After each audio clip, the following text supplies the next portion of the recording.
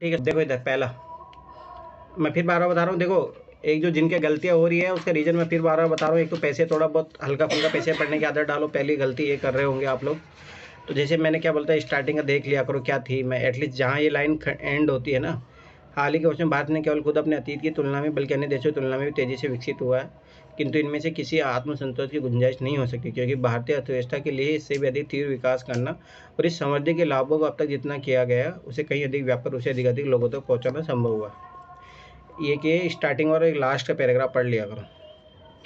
इस प्रकार यहाँ सुझाए गए मानदंड समावेशी समृद्धि, देखो इसके बारे में बात चल रही है। देखो एक चीज़ देखो, यही जीएस थर्ड का है और यही रिपीट हुआ 2011-12 में भी अपन देखे थे कि विचार को सांख्यिकी समाकलन है जो परिणामतः दो उप सिद्धांतों की ओर ले जाते हैं।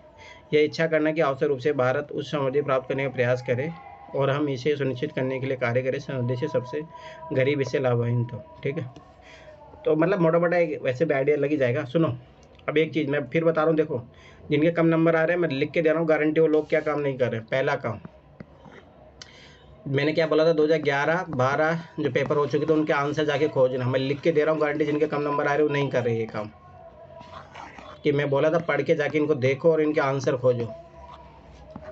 बताओ किसके किसके कम नंबर आए थे। अमित, ये काम किया था तुमने? हाँ सर, मैंने ये काम तो बहुत पहले किया था जो आपने करवाया था। करने की बात नहीं है, अब यही तो है। मैं जिस दिन से 2011 करवा रहा हूँ उस दिन से मैं नहीं बोल रहा हूँ सर। हाँ सर मैं कर रहा हूँ। जो छोटे पैसे जो होते हैं ना सर, मैं उसको तो पढ़ के कर ले पा रहा हूँ, लेकिन बड़े वाले पैसे जो बहुत दिक्कत जाती है मुझे। अरे बात ये नहीं कि आपको एनालाइज करने की मैं बात बोल रहा हूँ। तो जिनके कम नंबर आ रहे हैं ये है सबसे बड़ी गलती। दूसरी बात, मैं फिर बार बार बता रहा हूँ, कहीं ना कहीं तुम लोग पढ़ने में गलती कर रहे हो, पैसे में कुछ ना कुछ तो है गलती, तुम अपनी साइड से गलती कर रहे हो। चलो ठीक है, अभी देखो सर पैसेज में क्लियर स्पष्ट रूप से नहीं लिखा हुआ रहता है सर आंसर। अरे ये यही मैंने तो मैं देखा फिर है। बार बार बता रहा हूँ, तो मुझे भी पता है, परंतु आप ट्राई तो करो ना। जो मैं काम बोला वो नहीं करोगे तो फिर कैसे इम्प्रूवमेंट होगा तुम लोगों में। दिक्कत यही है सबसे बड़ी। चलो इधर देखो, इस परिच्छेद में लेखक का दृष्टि केंद्र बिंदु क्या है। मैंने फिर बार बार बताया था, केंद्र बिंदु क्या होता है, सेंटर पॉइंट होता है, और उसके सराउंडिंग जो सारा जो है ये पैसे लिखा जाता है। एक मेन थीम होती है, उसके अराउंड ही सारा चीज़। अब देखो, कोई मेन चीज़ होगी, बहुत इंपॉर्टेंट चीज़ होगी, वो आलतू फालतू की बात करेगा नहीं। उस समृद्धि पर बल देना, ये फालतू की बात बोल रहा है। सोचो कि स्वाभाविक सी बात है कि कोई चीज़ कैसे हो सकती है कि उसी को केंद्र बिंदु बना के भाई हाई ग्रोथ हाई ग्रोथ। अपन ने जैसे पैराग्राफ आखिरी पढ़ा कि गरीबी की बात चल रहा है, समावेशी समृद्धि की बात चल रही है, तो ये चीज़ ऑब्जर्व करो। ठीक है, स्वाभाविक सी बात है इसके बारे में कुछ बात होगी।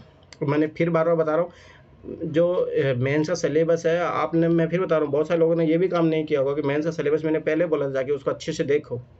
इधर देखो, भारत की न केवल इसके खुद के पूर्व के निष्पादन की तुलना में बल्कि अन्य राष्ट्रों की तुलना में आर्थिक समृद्धि की प्रशंसा करना, ये सब फालतू की बात है, इलॉजिकल बात है। मैं फिर बार बता रहा हूँ, कोई सेंस हो, जैसे निष्कर्ष हो गया, इस टाइप के बहुत सारगर्भित होना चाहिए। ठीक है, कुछ इंपॉर्टेंट मैसेज दे रहा हो, ठीक है, और वो मतलब अच्छी चीज़ होगी और वो अपने मेंस के सिलेबस से अटैच होगा, ये चीज़ याद रखना। आर्थिक समृद्धि की आवश्यकता पर बल देना जो देश की संपन्नता के एकमात्र निर्धारक है। समावेशी समृद्धि का मैं फिर बता, देखो ये मेंस का सिलेबस, उस समावेशी समृद्धि पर बल देना जिसमें जनसंख्या व्यापक रूप से समृद्धि के लाभों में सहभागी होती है। और जैसे अगर आखिरी पैराग्राफ पढ़ोगे तो यहाँ पे यही दिया हुआ है। ठीक है, तो ये धीरे धीरे थोड़ा पैसे पढ़ने की भी आदत डालो। मैं फिर बार बता रहा हूँ, कुछ कुछ क्वेश्चनों में हेल्प मिलेगी। मैं फिर बता रहा हूँ, 22+ सही करना तो ये आदत डालो। मैं फिर बार बता रहा हूँ, थोड़ा थोड़ा हल्का हल्का पैसेज पढ़ने की आदत। अरे इतना नहीं पढ़ना ना, जहाँ जरूरत पड़ेगी उस हर पैसेज में से ही पढ़ना है। बहुत सारे पैसेज में ऐसे डायरेक्ट आंसर निकल जाता है। अब देखो, मैंने अब इसमें क्या ट्रिक लगी भाई, जो मेंस का सिलेबस है, वाइड जो थीम देखो, अभी तो कितनी अच्छी बात बोल रहा है, पॉजिटिव बात बोल रहा है, समावेशी समृद्धि ऐसे अच्छा है। अब देखो ये क्यों गलत है, ये गलत है, ओनली इकोनॉमी उसी पे ध्यान दे रहा है। ये समावेशी समृद्धि सब चीज़ की बात कर रहा है, तो ज़्यादा अच्छा ये है ना। अब देखो आगे इस परिचय में हाँ बोलो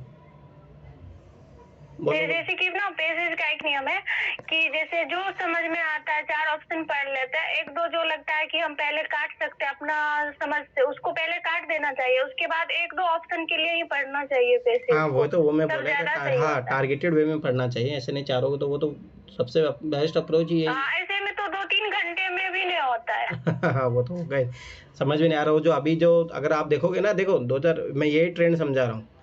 आगे आप देखना 2017 16 के बाद में जो ट्रेंड चला है, जो डिफिकल्ट होते गए हैं पैसेज, आपको पैसेज पढ़ोगे तब भी आंसर नहीं मिलेगा, मतलब डायरेक्ट नहीं मिलेगा, इनडायरेक्ट वैसे मिलेगा जब वो कि आप अंडरस्टैंडिंग करते हो, पैसेज को पढ़ के समझ रहे हो, फिर आंसर दे पाओगे। इसलिए तो मैं फिर बार बता रहा हूँ, ये जो मेरी बिना पढ़ने वाली अप्रोच है ना, जो ये बहुत ज़्यादा बेनिफिशियल है।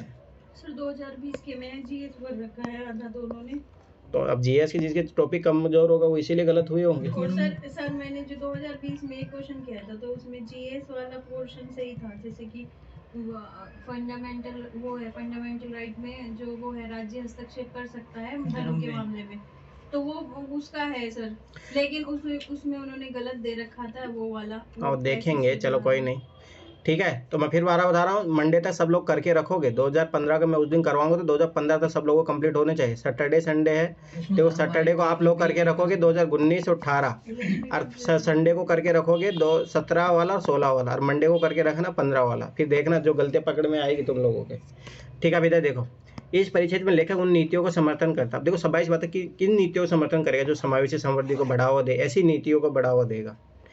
आर्थिक समृद्धि बढ़ाने में सहायक होगी 9। मैं फिर बार बता रहा हूँ, समावेशी समृद्धि के लिए अपने को ऐसी चाहिए जो सब चीज़ें बढ़ाए, ठीक है। दूसरी बात तो डिस्ट्रीब्यूशन अच्छा करे, डिस्ट्रीब्यूशन जस्टिस होता है एक, कि मतलब आर्थिक विकास का तभी वो उचित है, मतलब उचित तभी माना जाता है। ऐसा नहीं कि अडानी अंबानी को ही लाभ मिल रहा है, वो गरीब से गरीब तबका है, उसको सबको लाभ मिलना चाहिए, ठीक है। इसको एक ट्रिकल डाउन इफेक्ट भी बोलते हैं, अगर आप इकोनॉमी पढ़े होंगे, ठीक है। तो ये चीज़ याद रखो। तो आर्थिक समृद्धि बढ़ाने में सहायक हो 9, इससे नहीं है बात, है कुछ आर्थिक समृद्धि जो बढ़ाने में है उसका सबको लाभ मिले, ठीक है। आय के बेहतर वितरण में सहायक होगी, चाहे वर्धित दर कुछ भी हो। अब देखो ये थोड़ा पॉजिटिव चीज़ था कि हाँ वितरण डिस्ट्रीब्यूशन होना चाहिए, परंतु ये क्या बोल दिया, वो चाहे वर्धित दर कुछ भी। सोचो नेगेटिव जा रही है तो कैसे तुम इनकम डिस्ट्रीब्यूशन करोगे, जैसे नेगेटिव कॉन्सेप्ट। अब आगे देखो, समाज के सबसे गरीब हिस्से के विकास पर बल देने में सहायक होगी। सबसे गरीब भाई, स्वाभाविक सी बात है, एक चीज़ याद रखना, ये चीज़ समझो, ध्यान से समझना ना। कभी भी किसी भी देश का अगर तुम्हें आर्थिक विकास करना है तो सबसे पहले आप क्या करोगे, जैसे इनको तो गवर्नमेंट की तरफ से हेल्प मिलनी चाहिए, जो अपनी जितने भी इकोनॉमी मतलब कि जो भी सेक्टर है अपने इकोनॉमी का, उसको अच्छे से डेवलप करो, और इसके थ्रू इन लोगों का कल्याण करना चाहिए। अभी देखो, अब इसमें आएगा ये वाला चीज़, आर्थिक समृद्धि बढ़ाने। देखो अब इकोनॉमी ग्रोथ बढ़ा रहे हैं अपन, और आर्थिक उपलब्धियों को उनमें पुनर्वितरित करने में सहायक होगी जो पीछे छूट रहे। अभी देखो कितनी अच्छी बात है, गांधी जी का सर्वोदय कल्याण की जो भावना है वो इसी कॉन्सेप्ट पे तो है, सबका कल्याण होना चाहिए। वो कब होगा, जब आप जो ये जितनी भी इकोनॉमी प्रोग्रेस हो रही है उसको डिस्ट्रीब्यूशन करोगे, ठीक है। तो ये चीज़ याद रखना। मैं फिर बार बता रहा हूँ, अगर पढ़ाई को अगर आप मतलब होता है ना कि गुथी हुई पढ़ाई नहीं होगी ना, सारे सब्जेक्ट नॉलेज अगर अच्छे नहीं होगा तो वो चीज़ें दिक्कत करती है। अभी तो देखो लेखक के अनुसार भारत की अर्थव्यवस्था विकसित हुई। अब देखो इस टाइप के जो क्वेश्चन रहते हैं ना, तो इसमें देखो इसी लाइन से आंसर आएगा। भारत की अर्थव्यवस्था विकसित हुई है, किंतु यहाँ आत्मसंतोष के लिए कोई गुंजाइश नहीं है, क्योंकि अब दो स्वाभाविक बात है कि अपन आज जीडीपी के देखोगे, जीडीपी के पैमाने पर तो आज शायद 4th या 5th कंट्री बन गए अपन, परंतु देखो भारत की जो पॉवर्टी इंडेक्स है उसमें कितना बुरा हाल है, ठीक है। फिर उसके बाद में भारत में अभी जैसे कल आई थी वो हैप्पीनेस इंडेक्स, उसमें देखो 126 रैंक है, पाकिस्तान से भी नीचे है भारत। तो ये क्या दिखाता है कि भाई स्वाभाविक बात है भारत में वो नहीं है। इसका मतलब क्या है कि जैसे अगर ऑक्सफैम की रिपोर्ट देखोगे आप, तो उसमें क्या होता है, 1% लोगों के पास भारत का, 10% लोगों के पास 90% धन है भारत का। सोच लो इन 10 लोगों के पास ही, और सोचो जो 90% जनता बची है उसके पास ओनली 10% धन है। तो आर्थिक असमानता कितनी खतरनाक है ये, तो कैसे भारत वो हो सकता है। तो ये उस सेंस में बोल रहा है। तो ये सेंस क्रिएट तभी सीखोगे जब आप इकोनॉमी का नॉलेज अच्छा रहेगा। अब देखो समृद्धि से गरीबी का उन्मूलन होता है, आइए दैट्स नॉट नेसेसरी। अरे ये बात क्या बोल रहा है, ये चीज़ कॉन्ट्राडिक्शन क्वेश्चन में देखो, क्वेश्चन में बात कर रहा है कि ऐसे कौन से रीजन है, तो रीजन मैंने ये बताए, आर्थिक असमानता है, इसके कारण जो है वो नहीं है, आत्मसंतोष नहीं है। समृद्धि सभी की संपदा में परिणमित हुई है। क्या बात करो, अगर ऐसा होता तो फिर तो टेंशन वाली बात ही नहीं थी। सभी वर्ड देखोगे तो काटोगे, ठीक है। तो मैं फिर बार बता रहा हूँ, यहाँ पे अगर समृद्धि की जगह समावेशी विकास होता तो वो अच्छा होता, फिर वो पॉजिटिव होता। अपने समृद्धि बोल दिया, ग्रोथ हमेशा ये चीज़ याद रखने ना, कोई जरूरी नहीं उसे गरीबी उन्मूलन हो। जैसे अभी देखो ना देश में क्या हो रहा है, अडानी की ग्रोथ हो रही है बस, और अडानी के साथ ऐसा लग रहा है कि देश की ग्रोथ हो रही है, पर रियलिटी में देखो कि 99 जो परसेंटेज जनता उनका क्या हाल हो रहा है। अडानी की तो ग्रोथ हो रही है, पर नहीं और लोगों का तो नहीं हो रहा ना। तो ये आप कभी भी देखो, यही चीज़ याद रखना, मैं फिर बता रहा हूँ, जीएस हो चाहे सीसेट हो, और यही नॉलेज आपको इस एग्ज़ाम में क्वालिफाई करने के लिए ज़रूरी है। मैं फिर बार बार बता रहा हूँ, ये स्किल है। अब आप ये चीज़ सोचो कि जब पैसे जो चाहे जीएस वाला जो सब्जेक्ट है उसका अगर आंसर आप कहीं किताब में पढ़ के पालोगे, नो नेवर, ये यूपीएससी है, पीसीएस का एग्ज़ाम नहीं है जहाँ फैक्ट मिल गया आप टिक मार के आ गए। इसमें आपको अंडरस्टैंडिंग बढ़ानी पड़े। आप देखो खुद सोचो ना, समृद्धि ये बोल दे समृद्धि से गरीबी का उन्मूलन होता, that is not necessary condition. खुद ही सोचो ना, ग्रोथ हो रही है, अडानी की ग्रोथ के कारण भारत का ग्रोथ हो रहा है, परंतु कहाँ गरीबी में देखो आज की भी भारत का वही हाल है। एक भी अगर काउंटर अपने को आर्गूमेंट मिल जाता है तो गलत होता है। ये चीज़ बार बार माइंड में रख लो, मैं फिर बार बार बता रहा हूँ, तो ये चीज़ याद रखना। अब देखो ध्यान से देखना, इसमें भी क्वेश्चन जो है इसी के अनुसार आएगा, ठीक है, कौन सा सही है। यहाँ पे ये पूछ रहा है, कोई तेल कंपनी और अधिक लाभ कमा सकती है। ध्यान से समझना कि प्रॉफिट बनाना चाह रही है कोई भी कंपनी, है ना, यदि पेट्रोल की कीमत निर्धारण हेतु एक पारदर्शी सूत्र प्रति पखवाड़े या माह घोषित किया जाए। ठीक है, ये मुझे याद अच्छे तरीके से, उस टाइम क्या हुआ था, गवर्नमेंट ने धीरे धीरे, अब देखो ये 2014 का पेपर है, बीजेपी गवर्नमेंट में आ चुकी थी, तो बीजेपी ने आते ही सबसे पहला काम यही किया था उस टाइम। अगर आप नोटिस करोगे ना, तो पेट्रोल के दाम थे जो पेट्रोल कंपनियों पे छोड़ दिए थे कि आप अपने अकॉर्डिंग डिसाइडेड करो। ठीक है, पहले क्या होता था, सरकार डिसाइडेड करती थी। ठीक है, अगर आप लोगों ने ऑब्जर्व किया होगा था, तो उसमें ऐसा था कि पेट्रोल पंप में आपको हर जैसे ये वेरिएशन करने लग गया था कि आप डिफरेंट पेट्रोल पे जाओगे तो अलग दाम मिल रहा है, उस पर अलग दाम मिल रहा है। तो ये वही इंटरनेशनल मार्केट को ये कर दिया था। हाँ, मतलब उस टाइम ऐसा हुआ था कि अब डायरेक्ट लिंकेज हो गया था। अब गवर्नमेंट पहले क्या होता है कि एक जैसे पाइप पे जो होता है उसके कंट्रोलिंग करती थी, तो अब वो गवर्नमेंट ने वो छोड़ दिया था। ठीक है, अब सोचो कि कोई भी तेल कंपनी और अधिक लाभ कमा सकती है, तो लाभ कब कमाएगी, यदि पेट्रोल कीमत निर्धारण हेतु एक पारदर्शी सूत्र प्रति पखवाड़े माह घोषित किया जाए। अब सोचो कि सब एक बात ध्यान से समझना, इस सप्ताह का है कि 100 रुपये लीटर मिल रहा है। अब इसमें सोचो कि एक तो क्या होगा, प्रॉफिट कैसे बढ़ेगा, क्या तो ज़्यादा से ज़्यादा कस्टमर कंज्यूमर बढ़े उनका, एक तो ये चीज़ हो सकता है। ठीक है, या फिर ऐसा जो कि कुछ ना कुछ जो लीकेज होता है, मान लो कि रिसाव हो जाता है, उस टाइप की जो चीज़ें हो वो नहीं होगी। तो वो कब होगा, जब अपन कुछ इनोवेटिव आइडियाज़ अपनाएं। ठीक है, या फिर अपन को एडवर्टाइजमेंट का ऐसा तरीका अपनाएं। ठीक है, उससे सारी चीज़ें कम होने के जो चांसेस है, प्रॉफिट बढ़ सकता है उससे। ठीक है, अब ध्यान से देखना, ये पेट्रोल कीमत निर्धारण हेतु पारदर्शी पखवाड़े माह घोषित किया जाए, तो अब सोचो क्या करेगी, इसके विक्रय को बढ़ाकर। ठीक है, अब एक चीज़ नोटिस करना, ध्यान से समझना, ये चीज़ मान लो उसके सेल बढ़ा रहे हो, तो प्रॉफिट कभी नहीं बढ़ेगा। इसी टाइप का क्वेश्चन जीएस में भी आया था, ध्यान से समझना। जिसे मान लो कि पहले वो 100 रुपये लीटर था, 10 लोगों को बेच रहे थे, ध्यान से समझना, तो 1000 रुपये की बिक्री था, मान लो इसमें 10% उसको लाभ हो रहा है। ठीक है, तो 10% लाभ हो रहा है, मतलब 100 रुपये का लाभ हो रहा है। ठीक है, परसेंटेज देखना। अब मान लो कि ये जो है 20 लोगों का बेचना शुरू कर दिया, मान लो विक्रय बढ़ा दिए इन्होंने। ठीक है, तो ये कितना हो गया, 2000 हो गया। ठीक है, और ये जो है कितना, मतलब यहाँ पे मतलब कितना आ गया, 200। परसेंटेज चेंज देखोगे तो सिमिलर ही है। आप सोचो कि वो पहले 2000 लीटर बेचे तब उस पर 200 रुपये कमा रहे, अब पहले 1000 बेचे, तो उससे ज़्यादा फर्क नहीं पड़ता है विक्रय बढ़ाने से। आप सोचो ना कि उससे प्रॉफिट सेल ही बढ़ेगा इतना ज़्यादा कि मतलब अधिक लाभ कमा सकती है कि मोर देन लाभ कमाए हो। ठीक है, तो परसेंटेज लाभ देखोगे तो सिमिलर टाइप से ही है वो। अब देखो नव परिवर्तनों के द्वारा, ये तो इनोवेटिव, देखो मैं फिर बता रहा हूँ, जो साइंस वाली जो चीज़ें होती हैं, इनोवेटिव आइडियाज़ हो गए। ठीक है, ये सारी चीज़ें, तो ये तो होगा। चलो ये देखो इनोवेटिव आइडियाज़ हो गए। ठीक है, तो ये तो होगा कि जैसे मान लो मैं बता रहा हूँ कोई रिसाव हो रहा हो। ठीक है, इस तरीके को, जैसे अगर देखोगे तो पेट्रोल पंपों में जैसे बहुत सारे ऐसे रिसाव हो जाता है, जो पाइपलाइन होती है ना उसमें रिसाव हो जाता है, तो उससे भी हानि होती है। ठीक है, न पता, या मान लो कि जैसे पहले वो जो होता था नापने का, पहले उससे डाला जाता था नापने वाले से, अब उसमें कभी ऐसा था ज़्यादा हो गया, कभी कम चला गया, उस टाइप से होता था। कुछ इनोवेटिव आइडिया अपने को करने पड़ेंगे, तो ये तो हो सकता है। चलो ठीक है, ये मानते हैं, ये नहीं है। लागतों में कमी करके ये तो होता है ना। सोचो कि 100 लीटर पहले इसकी लागत थी 100 रुपये में, इनकी 90 रुपये लागत थी। अब सोचिए 80 रुपये लागत कर देंगे तो देखो 10 रुपये बढ़ गया, तो ये प्रॉफिट बढ़ाने का ये तो आएगा ज़रूर। जब ये ज़रूर आएगा तो देखो एक तो ऑटोमेटिक ही कट गया। ठीक है, तो ये तो 100% श्योर है। इसकी इक्विटी शेयर को ऊंची कीमतों में बेचते, ये तो कोई मतलब है नहीं। ठीक है, अब ध्यान से समझना, देखो मैं फिर बार बता रहा हूँ कि कभी भी कोई चीज़ कैसे, एक चीज़ याद रखना, देखो ना, जैसे इक्विटी शेयर वाली बात अगर आप पढ़ोगे तो इकोनॉमी में कॉन्सेप्ट भी है। अब मैं फिर बताऊँ, जितने सार कॉन्सेप्ट आपके जीएस के जितने 7 कॉन्सेप्ट होंगे ना उतने ज़्यादा इसमें क्लियरिटी आएगी कंप्रेंशन में। ठीक है, देखो ये दो ऑप्शन तो गए, ये तो क्योंकि 100% आएगा लागतों में कमी करके, तो ये तो आएगा ज़रूर। अब खुद सोचो कि इक्विटी शेयरों की ऊंची कीमतों पर बेचकर, ठीक है, ये इसके हाथों में है। ये एक तरीके देखो तो विरोधाभास है, कॉन्ट्राडिक्शन है। कोई तेल कंपनी और अधिक लाभ कमा सकती है यदि पेट्रोल कीमत निर्धारण है, तो ये पारदर्शी। सोचो कि आउट ऑफ बॉक्स बात हो रही है कि मतलब शेयर मार्केट की कहाँ बात आ गई इसमें। ठीक है, तो ये ऐसे भी नहीं आएगा, ये 2-3 है, ये ज़्यादा पॉजिटिव है। नवपद इनोवेटिव आइडियाज अपनाओगे तो क्यों नहीं होगा। ठीक है, अब मैं फिर 12 बता रहा हूँ, थोड़ा बहुत भी डाउट हो जाके एक बार देख लो, और मैं देख लेना इस पैसेज में कहीं पे भी शेयर है उस शेयर मार्केट की बात नहीं है, तो वो आउट ऑफ बॉक्स दे रहा है बात, तो ये चीज़ भी ऑब्जर्व करो। ठीक है, 3 स्टेटमेंट, और ये भी देखना ओड इवन वाला कॉन्सेप्ट भी देखो, ये बिल्कुल ओड बात कर रहा है। जो ये तीनों स्टेटमेंट एक नॉर्मल बात कर रहे हैं, ये बिल्कुल आउट ऑफ बॉक्स बात कर रहा है, तो ये चीज़ ऑब्जर्व किया करो। जीएस में भी ये चीज़ें लगती है ओड इवन वाली। अब ये देखो कौन सा सही है परिच्छेद के अनुसार। मैं फिर बता रहा हूँ, इस टाइप में जो क्वेश्चन लाइन दिया रहता है उसमें लॉजिक दिया रहता है। प्राइवेट तेल कंपनियां तेल उत्पादन के बाजार में पुनः प्रवेश करती है यदि, अब सोचो कि प्रोडक्शन में कब जाएगी वो।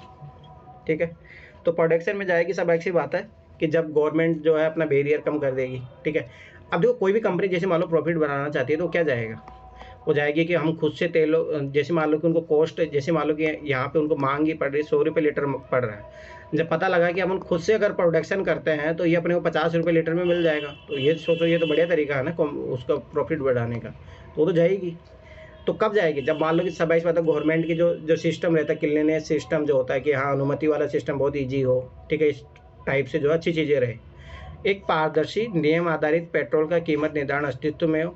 हाँ ध्यान से समझो, तो यही मैं बार बार बता समझा रहा था कि जैसे पहले क्या होता था, पेट्रोल कंपनी को लागत चाहे कितनी भी गवर्नमेंट जो डिसाइड करती है उसी को बेचना पड़ता था, तो इससे क्या होता था, इन लोगों को प्रॉफिट कम हो रहा था। अगर मान लो कि एक पारदर्शी नियम आ जाए कि हाँ इतनी वैल्यू होनी चाहिए, इतनी प्राइस होनी चाहिए, तो इनको बहुत ज़्यादा फायदा होगा ना, तो ये तो अच्छी बात है, तो जरूर जाएगी प्रोडक्शन में। ठीक है, तो ये देखो बिल्कुल पॉजिटिव लाइन बोला, कोई एक्सट्रीम लाइन भी नहीं बोल रहा है। ठीक है, अब ये देखो पारदर्शी नियम, ये पॉजिटिव चीज़ें हैं, ट्रांसपेरेंट सिस्टम होना चाहिए किसी भी चीज़ में। ठीक है, तो एक तो आएगा, अगर एक आएगा तो देखो डायरेक्ट आंसर भी आ गया।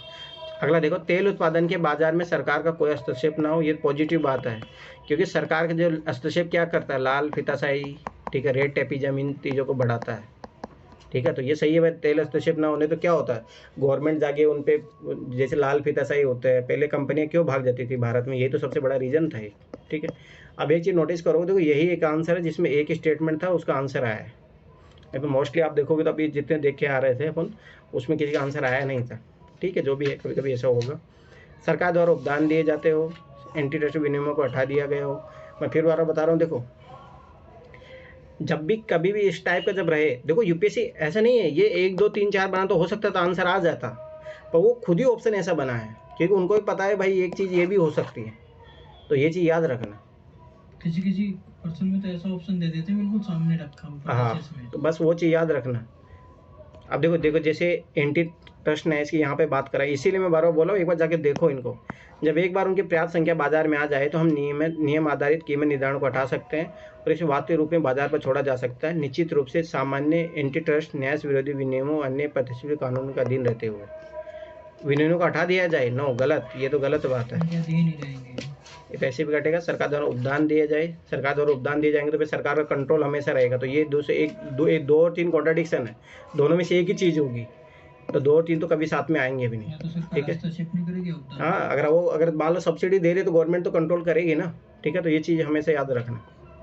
और मैं फिर बता रहा हूँ, एक चीज़ सेंस वाली बात है, सेंस क्रिएट करना सीखो। अभी तुम लोग क्या करते हो ना, बस ये एक्सट्रीम वर्ड पकड़ते हो, ये सारी चीज़ें, ये इस लेवल, देखो मैं फिर बार बता रहा हूँ, एक लॉजिक होता है कि ट्रिक का जो लेवल है कि हाँ आल वर्ड है, आप लोग अभी इसी लेवल पे हो, इससे एक लेवल ये सोचो कि ये आल वर्ड आखिर में यूज़ क्यों कर रहा हो, कैसे वो स्टेटमेंट को एक्सट्रीम बना रहा है, कैसे जनरल बना रहा है सम वर्ड करके। ठीक है, इलॉजिकल बात कैसे कर रहा है वो, जब तक इस लेवल पे नहीं पहुंचोगे तो तब तक वो गलतियां होती रहेगी आप लोगों से। ठीक है, अब आगे देखो, जलवायु परिवर्तन वर्तमान फसलों के स्थान में बदलाव लाने के लिए किस कारण से मजबूर करेंगे। अब देखो स्वाभाविक सी बात है, ध्यान से समझना, जलवायु परिवर्तन होता है। अब देखो मैं फिर बता रहा हूँ, ये क्लाइमेट चेंज की बात कर रहा है। ठीक है, अब जैसे आप ये नोटिस करोगे ना, जैसे क्या हो रहा है, जैसे गेहूं की फसल है, गेहूं की फसल, तो पहले ऐसा होता था सितंबर में बोई दी जाती थी, और आजकल ऐसा हो रहा है कि अक्टूबर तक इसका ट्रांसफॉर्मेशन हो रहा है, अक्टूबर में जाके बोई जा रही है अब। ये है क्लाइमेट चेंज के कारण, ठीक है। तो ये क्या क्या क्यों हुआ? क्योंकि जैसे जो टेम्परेचर चाहिए वो टेम्परेचर मिल ही नहीं रहा, वो अक्टूबर में जाके शिफ्ट हो गया है, ठीक है। फसल काटने का पहले ऐसा रहता फरवरी मार्च में जो गेहूँ कट जाता था, परंतु आजकल वो मार्च अप्रैल तक जा रहा है, ठीक है। तो ये कल्टीवेशन शिफ्ट क्यों हो रहा है? एक तो रीजन है टेम्परेचर, ठीक है, टेम्परेचर तो जरूर है, ठीक है, मस्ट है। अब जलवायु परिवर्तन से मोस्टली क्या ही होता है, टेम्परेचर में तो इंक्रीमेंट ही तो होता है, ठीक है। दूसरी बात, अब एक चीज़ ऑब्जर्व करो कि जलवायु परिवर्तन फसल का, देखो फसल की प्रोडक्टिविटी के लिए क्या चाहिए, एक तो टेम्परेचर चाहिए अपने को, ठीक है, और दूसरी सबसे मेन चीज़ होता है प्रोडक्टिविटी। क्योंकि जैसे मान लो कि क्या हो रहा है, ध्यान से देखना, अगर आप बहुत सारे अगर न्यूज़पेपर पढ़ते हो ना तो ये चीज़ ऑब्जर्व किया करो। जब से क्या हुआ, क्लाइमेट चेंज का प्रभाव दिख रहा है ना, तो धीरे धीरे गेहूँ हो गया, चावल हो गया, इनकी प्रोडक्टिविटी गिर रही है, ये चीज़ ऑब्जर्व करना, ठीक है। तो ये नेगेटिव इम्पैक्ट है। तो यही है कि ऑटोमेटिक जो है फसलों के स्थान में बदलाव करने के लिए मजबूर कर रहे हैं, ठीक है। तो ये चीज़ तो जरूर आएगा, फसलों की हीन उत्पादकता, प्रोडक्टिविटी जो है कम हो रही है, ये तो जरूर भाई स्वाभाविक सी बात है, वो शिफ्ट करेगा उस चीज़ को। इसके एक और रीजन मैं बताऊंगा, यूपीएससी ने क्वेश्चन भी पूछा था मेंस में, अगर आप जाके देखोगे तो क्या हुआ था कि जैसे गन्ने का जो कल्टीवेशन क्षेत्र माना जाता है, रियलिटी में कौन सा है, यूपी है, यहाँ सबसे ज़्यादा होता है प्रोडक्शन गन्ने का, पर यहाँ के जो गन्ने में है ना प्रोडक्टिविटी नहीं है। इसका रीज़न है कि यहाँ क्लाइमेट चेंज का असर दिख रहा है, क्योंकि यहाँ इतनी गर्मी नहीं पड़ रही जिस टाइम में चाहिए। तो ये क्या हुआ कि महाराष्ट्र वाला जो क्षेत्र है वहाँ पे क्या हमेशा जो जलवायु 26 से लेके उस डिग्री का रहता है, तो गन्ने के लिए उपयुक्त है। तो यहाँ के जो गन्ने में है, जो महाराष्ट्र वाले जो गन्ने में है ना, इसमें रस बहुत ज़्यादा रहता है, इसलिए अच्छी इसकी प्रोडक्टिविटी बन रही है। तो ये सोचो कैसे इसका शिफ्ट हो गया है, ये क्लाइमेट के कारण शिफ्ट हुआ है, ठीक है। तो दूसरे स्थानों पर जल उपलब्ध हो, ताप उपयुक्ता, तो ये दोनों तो है। अब 2 और 3 देखो किस किस में, ठीक है। अब बहुत रेयर चांसेस होता है कि चारों के चारों सही हो, ठीक है। अब आगे देखो, सस्य पादपों पे अपेक्षाकृत व्यापक अनुकूलता होगी, तो देखो ये नेगेटिव बात कर रहा है, ये पॉजिटिव बात कर रहा है, ये कॉन्ट्राडिक्शन हो गया, तो ये तो ऐसे नहीं आएगा, ठीक है। समझ रहे हो, अनुकूलता एक पॉजिटिव वर्ड है, अगर अनुकूलता हो तो जलवायु परिवर्तन से तो कोई दिक्कत ही नहीं है। एडोप्टेशन अगर आ जाएगा तो फिर कोई जरूरत नहीं, वही गन्ना मान लो कि यूपी में वही प्रोडक्शन ज़्यादा देर में, क्या दिक्कत है। ये पॉजिटिव बात कर रहा है, ये नेगेटिव बात कर रहा है, भाई उससे नेगेटिव इम्पैक्ट क्या पड़ रहा है, ठीक है। अब देखो एक चीज़ और नोटिस करो, मैं फिर बार बता रहा हूँ, ये देखो ये तीनों स्टेटमेंट कहीं ना कहीं सराउंडिंग है, मतलब ये इवन मान के चलो। और ये हिम नदों को पिघलना एकदम ओड बात हो गई, ठीक है, ये एकदम बाहर का ही टॉपिक हो गया, ठीक है। हिम नदों को पिघलने से भाई नदियों का जो जल तंत्र उस पर जरूर प्रभाव पड़ेगा, पर इसका मतलब ये नहीं कि वो फसल का जो है उसका ही बहुत ज़्यादा इम्पैक्ट कर देगा, कि उसको एकदम कल्टीवेशन के क्षेत्र से बाहर कर देगा। मैं फिर बता रहा हूँ, जब भी अगर ऐसे डाउट लगे तो एक बार पढ़ लिया करो हल्का सा, और मैं लिख के दे रहा हूँ, इसमें कहीं पे भी ऐसी बात नहीं की है, अगर इसमें हिम नदों को पिघलने वाली बात ही नहीं किया होगा। अब देखो एक मोटा मोटा देख लेते हैं, फट से ध्यान से देखना। सर ये लिखा है नीचे, हिम नद पिघल जाते हैं। अब बात है ना कि उसका ये रीजन, जो ये रीजन है उसके लिए देखो ध्यान समझो ना, जलवायु परिवर्तन भारत की कृषि पर संभावित रूप से विध्वंसकारी प्रभाव रखता है। ध्यान से देखना, संभावित रूप से, ये जनरल स्टेटमेंट बोल रहा है, जबकि जलवायु परिवर्तन के समग्र प्रचलन बदलाव स्वीकृत है, 30 वर्षों में इतना बढ़ गया है, ये सारी डिग्री है। और मैं फिर बता रहा हूँ, जब परफेक्ट लेवल पे जाओगे कुछ भी नहीं होता है, बहुत फटाफट पढ़ोगे। इसीलिए मैं फिर बार बोला हूँ आदत डालो, और मैं डेली बोला हूँ ये काम करो, नहीं कर रहे हो मैं फिर बार बताऊँ, जिसके कम नंबर आ रहे हो उसका रीजन यही है। तलवती क्षेत्रीय मानसून विचरण से संगत अनावश्यक, भारत में प्रभाव काफी स्थल में फसल विशिष्ट होने संभावित है। अब देखो ध्यान देखना, कुछ ये देखो ये पैसेज में इस टाइप के वर्ड यूज करते हैं, इसीलिए सही होते हैं वो। कुछ फसलें परिवर्तनशील दशाओं के प्रति अनुकूल प्रतिक्रिया दे सकती है, दूसरी नहीं भी दे सकती, इसीलिए अपन इसको काटे थे। इसे कृषि उत्पादन को प्रोत्साहन देने और प्रणाली अनुकूलन हो सके से तो अधिकतम नम्यता बनाने की आवश्यकता पर बल पड़ता है। अनावृष्टि रोधन का मुख्य संगठन अंतर जल स्तर का प्रबंधित पुनर्भरण है। महत्वपूर्ण आधारिक फसल जैसे गेहूं हो गया कि लगातार उपज सुनिश्चित करने के लिए ताप परिवर्तन तथा जल की उपलब्धता देखने से फसलों को उगाई जाने वाली स्थानों को बदलना आवश्यक हो जाता है। देखो डायरेक्ट आंसर मिला। आगे देखो, दीर्घाधिक निवेश के निर्णय करने में जल उपलब्धता एक मुख्य कारक होगा। उदाहरण के लिए अगले 30 वर्षों में जैसे जैसे हिमनद पिघलते जाते हैं, हिमालय क्षेत्र जल के बहाव के बढ़ते जाने और तदनुसार अत्यधिक घटते जाने का पूर्वानुमान किया गया है। कृषि पारिस्थितिक दशा में बड़े पैमाने पर आने वाली बदलाव की योजना बनाने हेतु प्रोत्साहन प्रदान करना निर्णायक होगा। भारत के लिए कृषि अनुसंधान विकास में दीर्घावधि निवेश करना आवश्यक है। यह संभावित है कि, देखो संभावित वर्ड में फिर 12 बता रहा हूँ, भारत को भविष्य में एक बदलते मौसम प्रतिरूप का सामना करना होगा। ठीक है, तो ध्यान से समझो, अब देखो यहाँ पे जो है, यहाँ पे वो प्रोडक्शन की बात हुई है इस वाले पैराग्राफ में, और इसमें जो है इसकी बात हुई है। तो ओनली इसके अलावा इन दोनों के कहीं पे ज़्यादा वो नहीं है। यहाँ पे दिया तो है हिमनदों को पिघलना बंद, इसका ये नहीं बोला कि उस पर प्रभाव पड़ रहा है। अब देखो, भारत में कृषि अनुसंधान को बढ़ावा देना महत्वपूर्ण क्यों है। अब देखो ध्यान से समझना, मैं फिर बार बार बता रहा हूँ, डायरेक्ट यहाँ पे कृषि अनुसंधान की बात कहाँ चल रही है। भारत के लिए कृषि अनुसंधान और विकास में दीर्घावधि निवेश करना आवश्यक है। यह संभावित है कि भारत को भविष्य में एक बदलते हुए मौसम प्रतिरोध का सामना करना होगा। तो भाई स्वाभाविक सी बात है कि मौसम के चेंजेस होंगे, उसके बदलने को, उसी लिए जो है एग्रीकल्चर जो इंस्टीट्यूट है उसको बढ़ावा देने की ज़रूरत होगी। मैं फिर बार बता रहा हूँ, ये चीज़ समझो। देखो मेरा मानना है कि देखो मेरा जो अनुभव रहा है, जैसे मैं क्या करता था 2019 तक मैं पैसे अटेम्प्ट नहीं करता था, ठीक है। 2020 में भी ऐसा हुआ कि मैं नहीं किया, पर 21 से मैंने ट्रिक अपनाई थी ये वाली, तो मैं देखा हूँ कि देखो ना, मैंने 2021 मेरा 22-23 का एक्सपीरियंस रहा है। तो मैं फिर बता रहा हूँ 17 से लेकर 20 तक सही हो जाता है। पर मैं फिर बता रहा हूँ, अगर ये छोटी सी आदत आप चेंज कर लोगे अपने अंदर कि हल्का सा जो क्वेश्चन है लाइन देख के, ठीक है, जो एक्सट्रीम वर्ड है उनको काट लो, ठीक है, फिर उसके बाद मेरे को पैसे पढ़ने की आदत मैं लिख के दे रहा हूँ 22+ सही करोगे। तो मैं फिर बार बता रहा हूँ, मैं इसी तरफ तुम लोगों को मूव ऑन करवाना चाह रहा हूँ।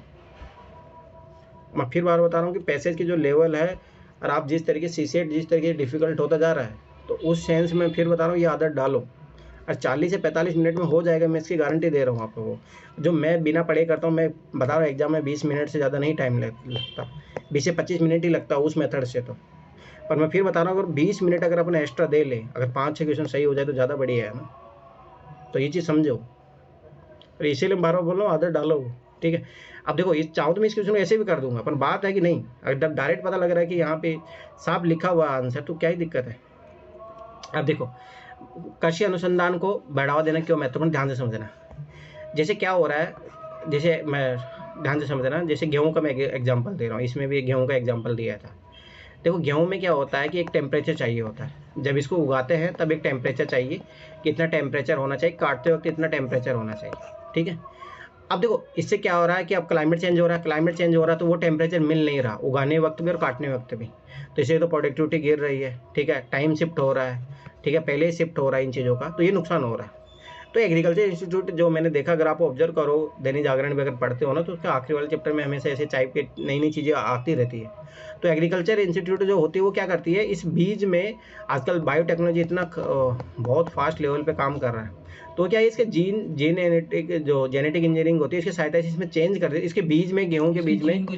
तो उससे क्या होता है कि ये जो गेहूं का जो मतलब वो बीज होता है उसमें एडेप्टिवली आ जाती है, मतलब उसमें सहन करने की क्षमता आ जाती है कि उसको कोई से टेम्परेचर में उगा दो वो काम करेगा, ठीक है। तो ये है एग्रीकल्चर इंस्टीट्यूट का, ताकि वो जो मौसम के जो नेगेटिव इम्पैक्ट पड़ रहे हैं, क्लाइमेट चेंज के जो नेगेटिव इम्पैक्ट पड़ रहे हैं, उनसे जो लड़ने के लिए, तैयार करने के लिए इनका काम है, ठीक है। अब देखो फट से आंसर आएगा, मानसून प्रतिरूपों में विचरण का पूर्वानुमान करना और जल संसाधनों का प्रबंधन करना, अरे ये इसका सही काम होता है। ये कहता है IMD करेगा, ठीक है, जल मिनिस्ट्री करेगा, ये इसका काम नहीं है।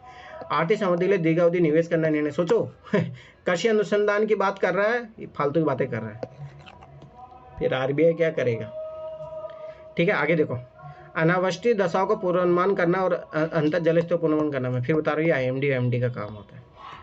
फसलों को व्यापक अनुकूलता सकुर बनाना, में यही बार बार यही जो मैंने सारा लॉजिक दिया है, इसे मतलब एडेप्टिव, जैसे मैंने बोला ना कि गेहूं का बीज ऐसा बना दो जो उस मौसम के अनुसार वैसे फिट हो जाए। आप भाई उसमें ऐसा बीज ला दो कि जो चाहे गर्मी रहे सर्दी रहे उसमें कोई इम्पैक्ट नहीं पड़ेगा। आप ये चीज़ ऑब्जर्व किया करो, न्यूज़पेपर पढ़ोगे तो पता लग जाएगा। मैं फिर बार बार बता रहा हूँ, ये चीज़ समझो।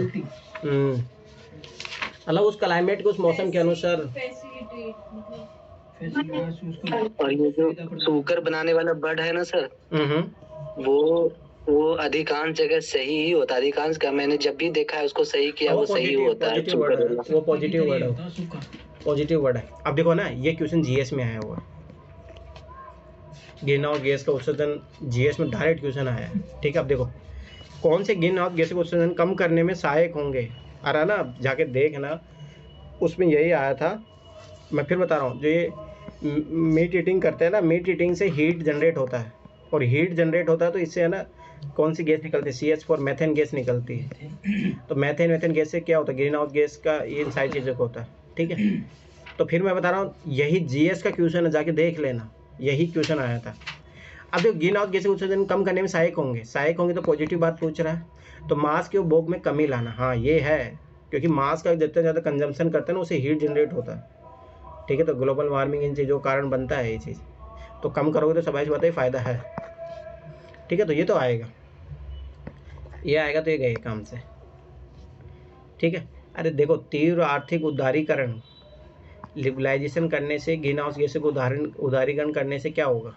उल्टा ये तो नेगेटिव चीज़ है उदारीकरण करोगे तो देखो, तीव्र आर्थिक उदारीकरण हो रहा है तो इसमें क्या होता है? कंजम्पशन बढ़ता है, ठीक है, प्रोडक्शन बढ़ेगा, तो ये तो और ज़्यादा इन्वायरमेंट के लिए हानिकारक होगा। जैसे दूसरा काटोगे आंसर आ जाएगा।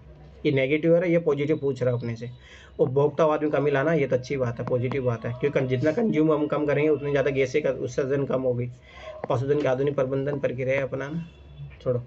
अब देखो, मैं फिर बार बता दूँ, यूपीएससी इस तरीके से लॉजिक देता है, और जैसे दूसरा काटोगे आप आंसर आ गया, अब चौथा पढ़ने की जरूरत है भी नहीं।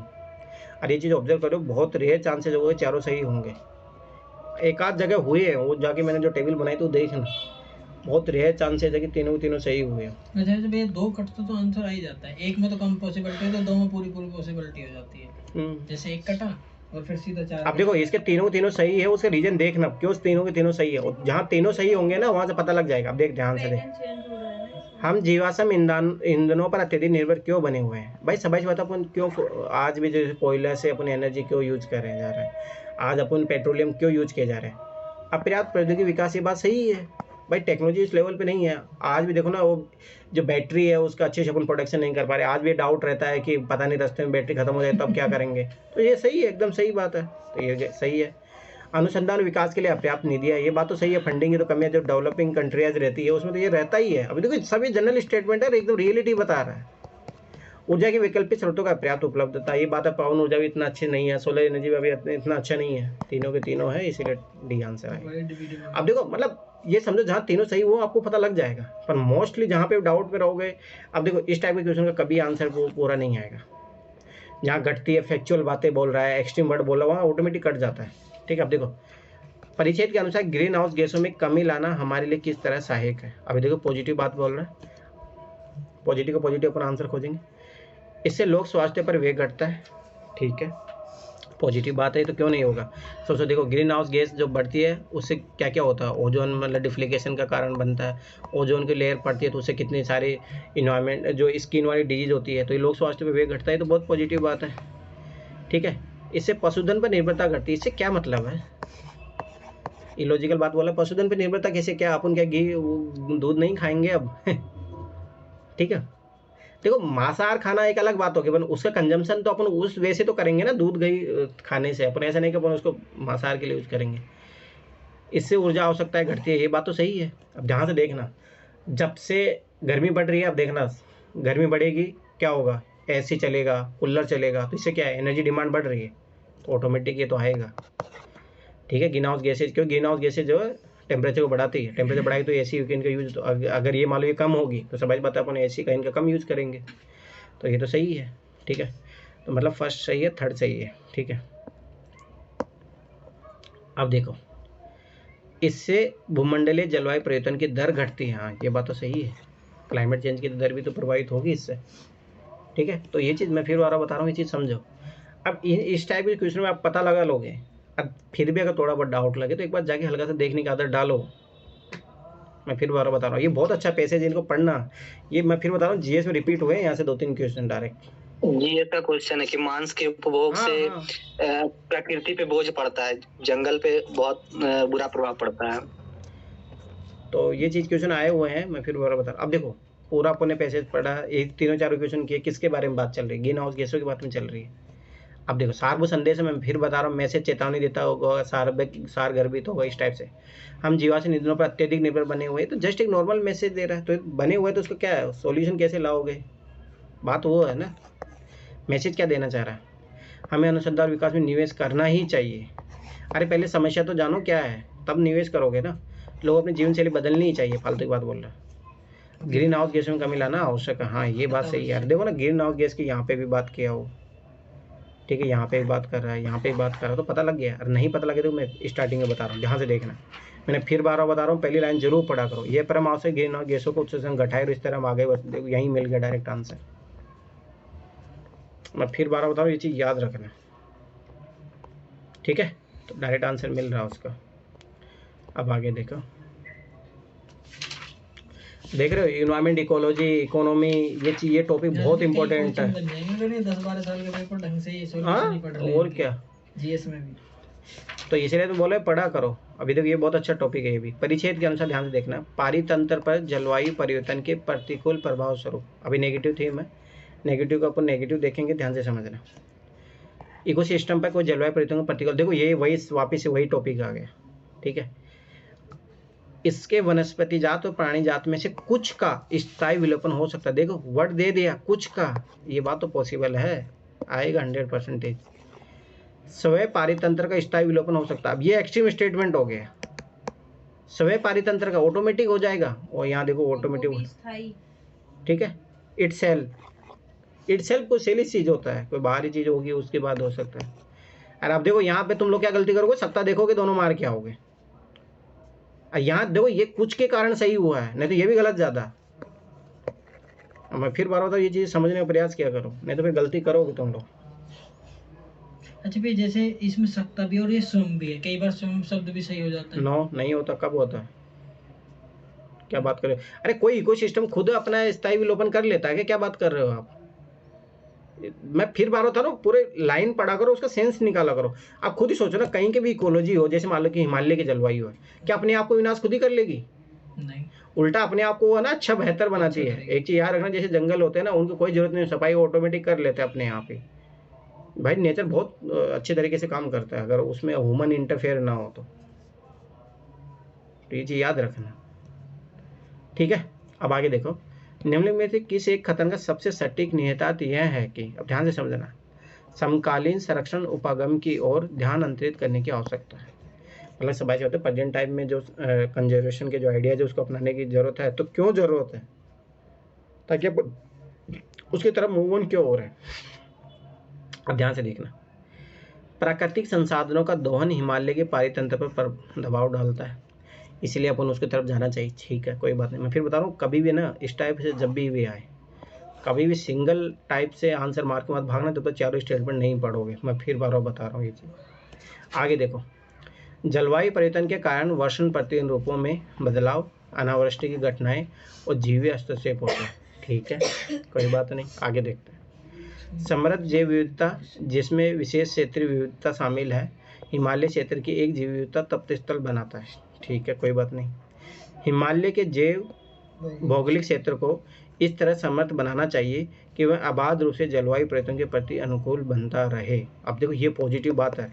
दूसरी बात, एक चीज देख रहे हो, जैसे हिमालय, इसमें हिमालय की कहीं बात ही नहीं की तो ऐसे कट जाएगा। इसमें हिमालय की बात कर रहा है, इसमें हिमालय की बात कर रहा है, हिमालय की बात कर रहा है, तो एक तो ये तो ऐसे कट जाएगा। ओड इवन वाला फॉर्मूला अपना नहीं सोचा करो, ये बहुत इंपॉर्टेंट है, ये एकदम ओड जा रहा है, ठीक है। अब इतना पता लग गया कि हिमालय के बारे में यार अपन ने पहले स्टेटमेंट किया था, उसमें भी यार यहाँ पे मैं फिर बार होता हूँ, पहली लाइन पढ़ा करो, इसी से पता लग जाएगा।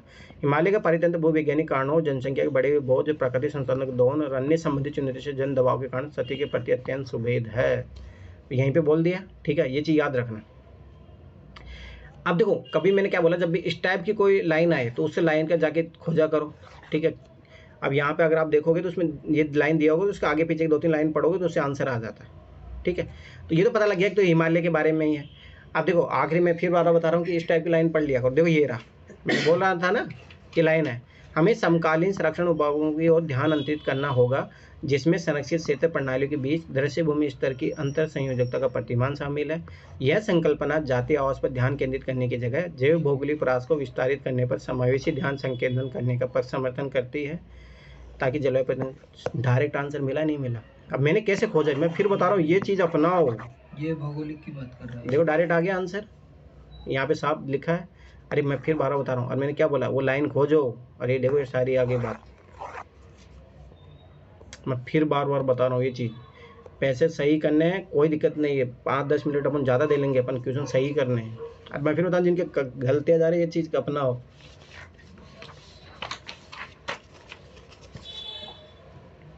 अब देखो महत्वपूर्ण संदेश क्या है, अब इतना तो पता है कि हिमालय के बारे में बात चल रही है, ठीक है। अब देखो यहीं पे अपन ने देखा था, ये देखो यह संकल्पना जातीय आवास पर ध्यान केंद्रित करने की जगह जैव भौगोलिक प्रयास को विस्तारित करने पर समावेशी ध्यान संकेंद्रण का पक्ष समर्थन करती है ताकि जलवायु परिवर्तन के प्राकृतिक समझ से आगे बढ़ा सके। अब यही आंसर है।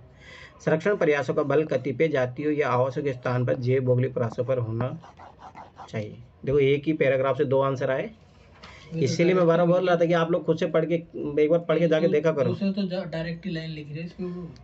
विशेष क्षेत्र हिमालय क्षेत्र की लाक्षणिक विशेषताएं, फालतू की बात बोला। महत्वपूर्ण संदेश है तो भाई कोई इंपॉर्टेंट चीजों का सॉल्यूशन देखा, ये चीज समझा करो। सार घर भी जलवायु परिवर्तन का हिमालय पारितंत्र पर प्रतिकूल प्रभाव हुआ तो उसे क्या है, सॉल्यूशन क्या है उसका। हिमालय पारितंत्र पर अभाव में उच्च भूमियों और क्षेत्र समुदाय जीवन का कोई धारण आधार नहीं होगा, तो ये देखो ऐसे कट जाएगा, तो ऐसे काटा करो, जो कटेंगे वो तो कट ही जाएगा।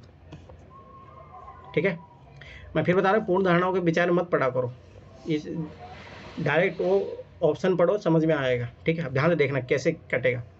प्राकृतिक पारितंत्र बनाए रखने के लिए प्राकृतिक संसाधनों के दोहन को पूरी तरह, एक्सट्रीम वर्ड कटा। ठीक है, अब आगे बढ़ो।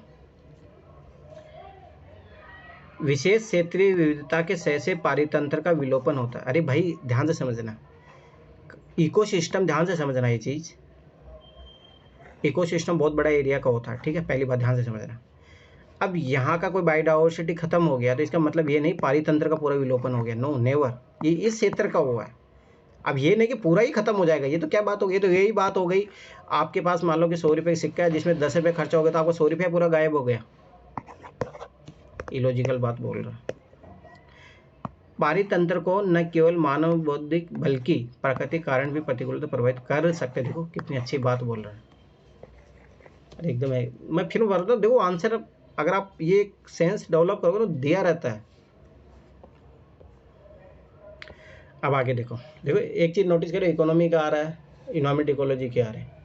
ठीक है, यही क्वेश्चन बार बार रिपीट होते हैं। ज्यादा इकोनॉमी एनवायरमेंट इस परिच्छेद के अनुसार अब देखो विश्व व्यापीकरण, अब देखिए पता होना चाहिए ग्लोबलाइजेशन क्या है, के अंतर्गत सरकारी हस्तक्षेपों को ऐसी प्रक्रिया के रूप में देखा जाता है जिनके कारण।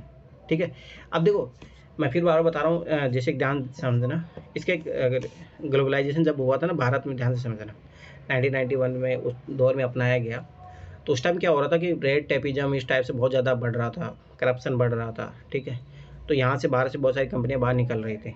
तो जब भारत का जो खाता मतलब जो है ना डॉलर ख़त्म हो गए थे भारत के पास, तो इम्पोर्ट के लिए कुछ बचा ही नहीं था भारत के, तो भारत IMF के पास गया, वर्ल्ड बैंक के पास गया। तो IMF के पास गया तो IMF शर्तें रखता है, तो शर्तें रखता है कि भाई स्वाभाविक सी बात है कि जो तुम्हारी इकोनॉमी में जो आई हुई है ना, अभी कमी आई हुई है, इसका रीज़न ये है कि भाई सरकार क्या करती है, बहुत नेगेटिव हस्तक्षेप करती है। तो यहाँ पे एक चीज़ याद रखनी, नेगेटिव थीम दिखा रहा है। अरे ये हकीकत है, गवर्नमेंट अगर आप देखोगे ना, तो जैसे गवर्नमेंट के काम कराने में आप देखो ना 10-10 दिन लग जाएंगे, तो ये है, आज भी कमी है गवर्नमेंट की। ठीक है, तो अब देखो ये क्या हो रहा है कि नेगेटिव रूप में देखा जा रहा है, तो ये नेगेटिव साउंड कर रहा है, तो अपन नेगेटिव को नेगेटिव देखेंगे। संसाधनों का इष्टतम उपयोग होता है, ये तो पॉजिटिव बात हो गई। अगर ऐसा होता तो फिर अपन क्या ही करते। ठीक है, उद्योगों को अपेक्षाकृत अधिक लाभप्रद होती है, ये भी पॉजिटिव बात बोल रहा है। उद्योगों से संबंधित बाधा शक्तियों गतिविधि स्वतंत्र होती है, क्या बात कर रहे हैं, नेगेटिव चीज़। अर्थव्यवस्था में विकृति और अदर्शकता आती है, यही तो कारण है, इसी के कारण तो ग्लोबलाइजेशन फिर किया गया। अब देखो ये पॉजिटिव नेगेटिव वाली मैं फिर बार बता रहा हूँ, अपन ये तभी आएगा जब किस सेंस में बात हो रही है आपको पता होना चाहिए। अब देखो ना, इसका मैं आंसर बताता हूँ, ध्यान से समझना। यह अक्सर बोला दिया जाता है कि विश्व व्यापकरण केवल अंतर्राष्ट्रीय आर्थिक संबंधों, लेन देन संबंधी नीतियों के बारे में नहीं है, बल्कि इसका सरोकार समान रूप से राष्ट्र की घरेलू नीतियों से भी है। अंतर्राष्ट्रीय रूप से WTO आदि द्वारा मुक्त व्यापार और निवेश प्रवाह संबंधी निहित दशाओं के पूरा करने हेतु क्या आवश्यक नीतिगत परिवर्तन प्रत्यक्षतः घरेलू उत्पादों और निवेशों को प्रभावित करता है। ठीक है, रुक जाओ, देखो मैं बता रहा हूँ, ध्यान से देखना। सरकारी हस्तक्षेप, यहाँ से देखो ना, जो क्वेश्चन की लाइन रहे ना वही डायरेक्ट खोजा करो। ये रहा, देखो सरकारी हस्तक्षेप को उन प्रक्रिया के रूप में देखता है जो विकृति उत्पन्न करती है और अदर्शकता लाती है। देखो डायरेक्ट आंसर मिल गया, मिला। मैं फिर बार बता रहा हूँ, ये प्रयास मैं फिर बता, जो मैं काम बोला हूँ करो। आपके गलत हो रहे हैं, आपका रीजन है कि आप जो मैं काम बोला हूँ नहीं कर रहे हो। अब देखो मैंने जैसे अब आंसर मैंने ऐसे बता दिया, पर मैंने खोजा, देखो कितना कॉन्फिडेंस भी है। अच्छा, जैसे मान लो कि ये वर्ड खोजना था आपको, ये पकड़ना था, ये लाइन जाके देखना था ये लाइन कहाँ पे है। अब इतना तो और लाओ, जो बना लिए हैं फिर उनको एक बार हाँ, दोबारा से हाँ। देख के फिर दोबारा से। तो और क्या, तो मैं तो बोल ही रहा हूँ, डेली ये काम बोल रहा हूँ कि ये काम जाके देखना है। अब मैं लिख के दे रहा हूँ, गारंटी आप 22-25 में पहुँच जाओगे, पर ये काम करना सीखना पड़ेगा। अब देखो मैं अभी इसको उसी सेंस से करता हूँ। विश्व व्यापीकरण का आधारभूत दर्शन क्या है। ठीक है, अब ध्यान से देखना, मैं यहीं पे आ रहा हूँ, मैं नहीं पढ़ रहा मालूम कि, ठीक है। अब मुझे देखना कि विश्वव्यापीकरण ग्लोबलाइजेशन का क्या मतलब है, ठीक है। अब यहाँ पे आते हैं, सार्वजनिक निवेश क्षेत्र कार्य आवश्यकता और परिस्थिति। देखो कोई निजी कर सकते हैं, सर्वोपरि राज्य भूमि कमी लेने, हाँ यहाँ से देखो, सर्वरूप रूप से राज्य भूमि में कमी लाने के समग्र दर्शन के अनुरूप ऐसे राजकोषीय सुधार किए जाने चाहिए जिनसे आमतौर पर कराधान के स्तर निम्न हो, वित्तीय विवेक के सिद्धांत के पालन हेतु शासकीय खर्च न्यूनतम हो। ये सब घरेलू स्तर पर किए जाने नीतिगत कार्य हैं तथा विश्वव्यापीकरण कार्य सूची के सारभाग विषय तथा माल और वित्त के स्वतंत्र अंतर्राष्ट्रीय प्रवाह से प्रत्यक्ष संबंधित नहीं है, ठीक है। यहाँ तो अपने को कुछ मिला नहीं, ठीक है। यहाँ से देखो, यहाँ से बोला दिया जाता है कि विश्वव्यापीकरण केवल अंतर्राष्ट्रीय आर्थिक संबंधी लेन देन संबंधी नीतियों के बारे में नहीं है, बल्कि इसका सरोकार समान रूप से राष्ट्र की घरेलू नीतियों से भी है। अंतर्राष्ट्रीय रूप से WTO आदि मुक्त व्यापार और निवेश प्रवाह संबंधी निहित दशाओं को पूरा करने हेतु आवश्यक नीतिगत परिवर्तन प्रत्यक्ष घरेलू उत्पादकों और निवेशकों को प्रभावित करते हैं, किंतु विश्वव्यापीकरण में आदर्शायी आधारभूत दर्शन कीमतों, उत्पादन वितरण प्रतिरूप के निर्धारण के लिए बाजार को आबाद स्वतंत्रता पर बल देता है। यही आंसर है, मिल गया, ठीक है। पूर्ण स्वतंत्रता प्रदान करना, आ गया आंसर डायरेक्ट। ये देखो, ये लाइन यहाँ पे, ये देखो यहाँ लिखा भी है, आधारभूत दर्शन। दर्शन क्या है? कीमतों, उत्पादन तथा वितरण प्रतिरूप के निर्धारण के लिए बाजार के आबाद स्वतंत्रता। उत्पादन, वितरण, कीमतों, उत्पादन, रोजगार के निर्धारण हेतु बाजार स्वतंत्र। अब बोलो, तो मैं फिर बार बता रहा हूँ, आप लोग है ना, क्या हो कि देखो एक चीज़ याद रखना, जैसे छोटा बच्चा होता है ना, तो उसको स्टार्टिंग में झूठ माट के लिए उसको बस, जैसे कभी कोई देखना, कोई बच्चा चलना शुरू करता है ना, तो उसको पहले ऐसे झूठा कॉन्फिडेंस दिखाया जाता है उसको तो यही मैं चीज़ आप लोग, मैं फिर बार बता रहा हूँ, आप लोग गलतियाँ यही कर रहे हो। हाँ वही ना, तुम लोग हाथ पकड़े, मैं फिर बता रहा हूँ, ये गलती है ना, खुद से स्टैंड लेना सीखो ये चीज़। और मैं फिर बार बता रहा हूँ, देखो अब की बार जो मैं जिस तरीके से तैयारी कर रहा हूँ, ये बहुत सटीक तैयारी है, और इस अप्रोच से अगर एग्जाम नहीं निकलना ना, मैं फिर बता रहा हूँ, भूल जाओ फिर। ये एकदम सटीक अप्रोच है। अरे इसके अलावा चाहे तुम किसी भी कोचिंग में जाके पैसे ख़राब कर लेना, मैं लिख के दे रहा हूँ गारंटी। जो मैं एक एक पॉइंट टू पॉइंट बता रहा हूँ ना, ये चीज़ें ये बहुत इंपॉर्टेंट है। और यही है सिलेक्शन की प्रोसेस, मैं आखिर बता रहा हूँ, जिसका होना होगा ना, दैट्स द लास्ट अप्रोच। फिर इसके अलावा चाहे तुम किसी भी कोचिंग में जाके पैसे ख़राब कर लो, मैं लिख के दे रहा हूँ गारंटी। ये अप्रोच लास्ट है इस एग्ज़ाम को क्रैक करने के। काम कर लो, मैं फिर बता रहा हूँ, इसीलिए बोला मेरे इतने सालों का अनुभव है, ये चीज़ समझो। 7-8 साल तो मुझे इस एग्ज़ाम को देते हुए हो गए। पर वही है, तुम लोग है ना, बस वही है कि जैसे भाई रोटी पकड़ के वो निवाला खिला दे, भाई एग्ज़ाम में ऐसे नहीं होगा। खुद से मैं स्किल, देखिए एक चीज़ याद रखना कि स्किल डेवलप कर सकता हूँ, और वो मैं वही काम कर रहा हूँ। पर ये सोचो कि नहीं इसी के बिहाफ पे वो नहीं होगा, ठीक है। अब देखो, अब मैं इसका आंसर कैसे निकालूंगा, ध्यान से देखना। विश्वव्यापीकरण का आधारभूत दर्शन क्या है? अब देखो ये एक एक लाइन दी हुई है, इससे ज़्यादा मैं क्या बोलूँ। देखो आधारभूत दर्शन, मैं फिर बता रहा हूँ, ऐसा कोई ज़रूरत नहीं पूरा पैसेज पढ़ने की, बस ये आधारभूत दर्शन खोजो डायरेक्ट कहाँ है। अरे इतनी तो आँखें काम करती है, देखते पता लग जाएगा। अरे आदत डालो अभी से, ठीक है। अब देखो ध्यान से देखना, ग्लोबलाइजेशन क्या है, ठीक है। ग्लोबलाइजेशन सब एक सी बात है कि विश्वव्यापीकरण में क्या होता है, सब विश्व के लिए खोल देना व्यापार को, ठीक है। तो उसमें कोई भी सरकार इंटरफेयर नहीं करती है, ठीक है, ये चीज़ याद रखना। तो स्वाभाविक बात हो, किस चीज़ में होगा वो, कीमत निर्धारण में भी होता है, प्रोडक्शन में भी होगा, ठीक है। एम्प्लॉयमेंट में ऐसा नहीं है कि बाहर के लोगों को आप रोजगार नहीं दे सकते, ये सब चीज़ें नहीं, उसमें सब कुछ खुल जाता है, ठीक है। कीमत और उत्पादन के निर्धारण के लिए उत्पादकों को पूर्ण स्वतंत्रता देना, ठीक है। पहली बात ये, उत्पादक की बात, विश्वव्यापीकरण होता है मार्केट का होता है, ये चीज़ याद रख लेना, बाजार के लिए होता है, तो ये तो उत्पादक के लिए नहीं, गलत। वितरण प्रतिरूप विकसित करने हेतु उत्पादकों को स्वतंत्र, देखो यहाँ पे उत्पादक की बात कर रहा है, गलत। आयात निर्धारण के लिए उत्पादकों, देखो देख रहे हो चीज़, ओड इवन वाली कॉन्सेप्ट लगाओगे, बाजार की पूर्ण स्वतंत्रता की बात होती है। देखोगे एलपीजी की अगर फर्स्ट अगर आप हेडिंग देखोगे तो उसमें यही होता है, मार्केट ओपन करो भाई। आई मैं अपने जब भारत गया ना, तो भाई उन्होंने साफ बोला अपना मार्केट ओपन करो, तो यही है बाजार की स्वतंत्रता। ये देखो बेसिक कॉन्सेप्ट पता होंगे, अगर एलपीजी आपने अच्छे से पढ़ा है तो साफ कर लोगे। अब देखो इस परिषद के अनुसार विश्वव्यापीकरण सुनिश्चित करने के लिए इनमें कौन कौन से आवश्यक है। अब आप ये श्योर करना चाहते हो तो उसके लिए क्या होगा, स्वाभाविक सी बात है, ध्यान से समझना। प्राइवेटाइजेशन होता है, एलपीजी लिबरलाइजेशन करोगे, कानूनों का सरलीकरण करोगे आप, प्राइवेटाइजेशन करोगे निजीकरण, ठीक है, और लिबरलाइजेशन एलपीजी और ग्लोबलाइजेशन करोगे, ठीक है।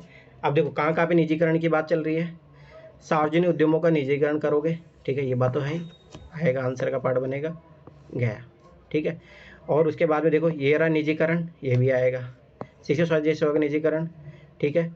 वेतन और रोजगार निर्धारित करने की बाधा शक्तियों की स्वतंत्र गतिविधि, ये तो आएगा ही, मार्केट ओपन करो। सार्वजनिक व्यय की विस्तार नीति, ये नहीं है, ये तो ऐसे कट जाएगा। 1-3 आंसर आ गया। अब देखो ओनली जस्ट एलपीजी, लिबरलाइजेशन उदारीकरण की बात, प्राइवेटाइजेशन की बात कहाँ हो रही है, देखो आगे आंसर। समझ रहे हो ये चीज? जब ये एक ट्रिक और भी लग सकती है, जैसे आप ये किसी क्वेश्चन के 4 स्टेटमेंट है जैसे इसी की है, और अगर 2 आपने काट दी तो आंसर मिल गया तुम्हें 100%। अब वो है ट्रिक नहीं, वो काम में और मैं फिर बता रहा हूँ, अब ये छोटी भाई स्टेटमेंट समझो। आप देखो इसका पैसेज का देखो आपको मिलेगा यहाँ पे, है ना। ये रहा देखो, अतः सार्वजनिक उद्योगों विनिवेश तथा विक्रय द्वारा निजीकरण हो, देखो पहला मिल गया। और अभी तक जो क्षेत्र कार्यकलाप सार्वजनिक क्षेत्र के लिए आरक्षित है वो आवश्यक उन्हें प्राइवेट क्षेत्र के लिए खोल दिया गया, आ गया। इस तरह का विस्तार शिक्षा तथा स्वास्थ्य जैसी सेवा तक ये मिल गया। कामगारों छंटने के माध्यम से श्रम बल का समाजन पर लगे प्रतिबंध हटा लिए जाने चाहिए, तालाबंद भी लगे प्रतिबंध हटाकर नियमों का पेशकश आसान बनाया जाना चाहिए। रोजगार तथा वेतन बाजार शक्ति स्वतंत्र गतिविधि शासित होना चाहिए, क्योंकि उनको नियंत्रित करने में कोई भी उपाय नहीं हो सकता। डायरेक्ट सारा आंसर मिल रहा है, पर मैं फिर बार बता रहा हूँ, ये चीज़ डेवलप करो। अब देखो इस परिच्छेद के अनुसार विश्व व्यापन की प्रक्रिया में राज्य की भूमिका कैसी होनी चाहिए। राज्य की भूमिका सब ऐसी बात है, क्या अपन पहला ही आंसर क्या खोजा था, ये नेगेटिव रूप में रहता है। तो नेगेटिव रूप में अगर आप एलपीजी को मान लो कि ग्लोबलाइजेशन बढ़ाना चाहते हो तो इससे क्या होना चाहिए, घटती हुई होना चाहिए, सीधा सा आंसर आ जाएगा। और अपन देखो ना एलपीजी का मतलब ही क्या है, लिबरलाइजेशन प्राइवेटाइजेशन। प्राइवेटाइजेशन हो रहा तो मतलब ऑटोमेटिक क्या हो रहा, गवर्नमेंट का पार्ट कम हो रहा, प्राइवेट का बढ़ रहा है, खत्म बात, घटती हुई। ठीक है, मैं फिर बता रहा हूँ, सेंस डेवलप करो। और ये टॉपिक जब जितने इकोनॉमी जितने अच्छे टॉपिक करोगे ना तो ये चीज़ याद रखना, वो उतने ज़्यादा अच्छे होते जाएंगे।